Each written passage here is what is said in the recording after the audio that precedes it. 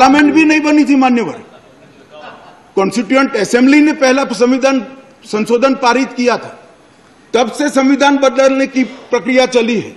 और मैं आपको बताता हूं भाई, हम संविधान में बदलाव इमरजेंसी डालने के लिए नहीं लाए हैं।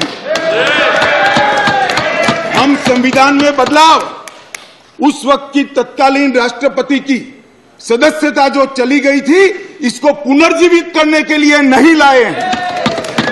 और इमरजेंसी डालकर लाखों लाखों डेमोक्रेटिक कार्यकर्ताओं को जेल में अरे खड़गे जी सुनिए, मैं धैर्यपूर्वक सुना हूं।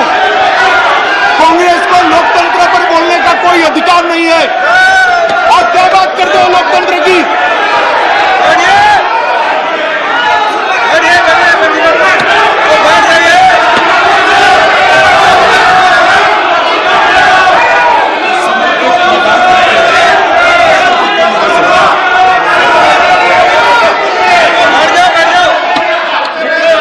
Honorable members, please take your seat.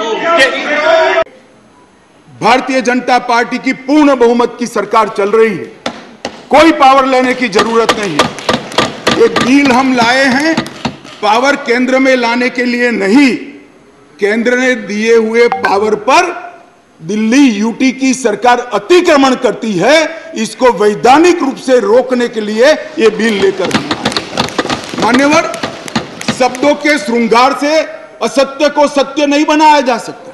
लंबे चौड़े ऑक्सफोर्ड की डिक्शनरी के सुंदर सुंदर अंग्रेजी शब्दों से बोलने से असत्य सत्य नहीं हो जाता है। मान्यवर, मैं सबको बताना चाहता हूं कि कोई भी इसका विरोध करे, अगर सत्य है कि 91 से लेकर 2015 तक यही व्यवस्था चलती थी, इसमें हमने कोई फर्क नहीं किया है।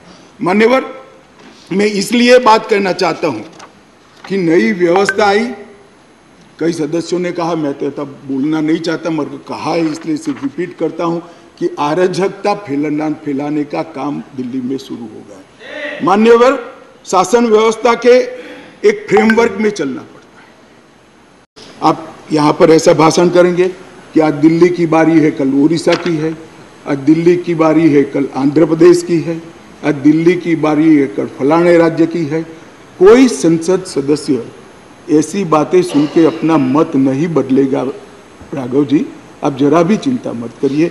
ऐसा नहीं है कि सिर्फ आप पढ़ सकते हैं, सभी लोग पढ़ सकते हैं, सभी लोग समझते हैं और सभी लोग चीजों को जानते भी हैं। सभी लोग जानते हैं कि इस प्रकार के बदलाव किसी राज्य में नहीं हो सकते, यूटी में ही हो सकते।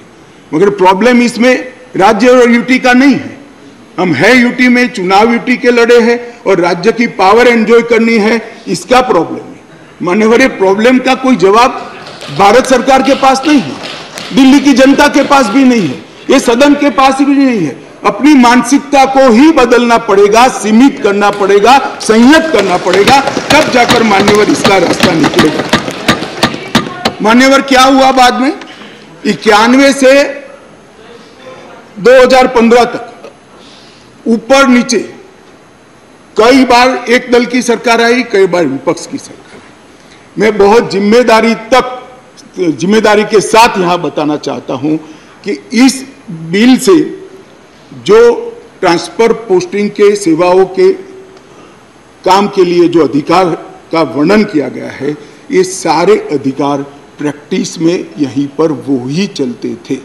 91 से लेकर 2015 तक मदनलाल खुराना जी मुख्यमंत्री रहे, फिर साहिब सिंह वर्मा बने, फिर थोड़े समय के लिए स्वर्गीय सुषमा स्वराज जी बनी, फिर थोड़े शीला दीक्षित जी बनी।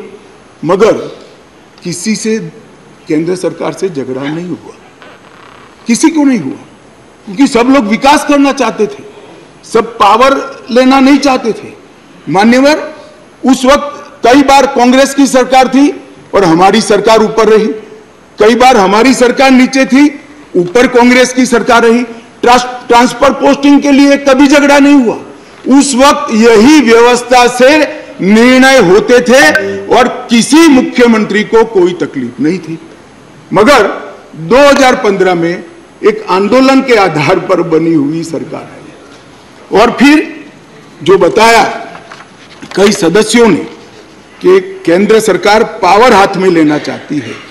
भैया, केंद्र सरकार को पावर हाथ में लेने की जरूरत नहीं है। 130 करोड़ की जनता की कृपा से हमें पावर भारत की जनता ने ही दे दिया।